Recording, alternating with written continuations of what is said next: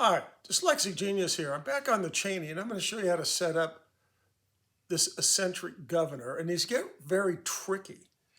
The problem is we have this brass end bearing to the governor. And then we have a nut, and then we have a set screw that aligns it.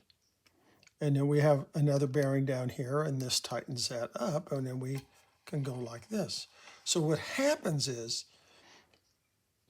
the set screw, you kind of leave it loose in the beginning. This one was missing, so I put in an Allen bolt, which makes it a lot easier to adjust. You tighten the nut up finger tight, because when you tighten it up, it has a tendency to take this bearing and move it like this. And then it locks up the governor itself. It won't let it spin. So after playing with this up and down and spinning and dropping this down like this,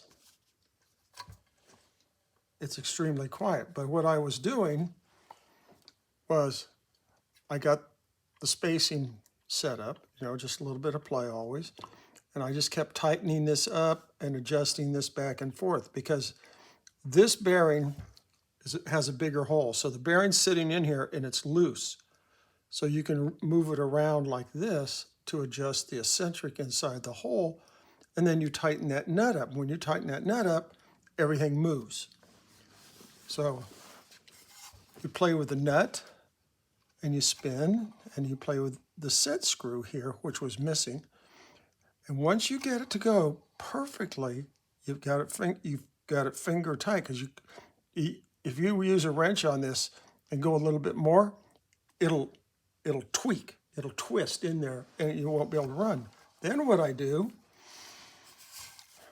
is I put some Type Bond wood glue in here on the nut and on the end of the threads. This is going to dry up, and it's going to hold that nut in place. And this is always replaceable. You can take this back apart whenever you're down the road. And then I lubed it with the Hootie stuff, just a little bit here.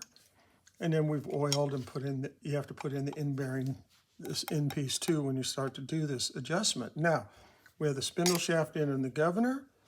Now all we're going to do now is, because this is set in place, and it won't move once you take this plate off, everything will just pop back into position. All we have to do is put this in and put in the spring barrel and the winding crank mechanism, and it'll be ready to go. But this is, remember on the video, I took the governor out first. I always take the governor out first. Well, the governor goes in first.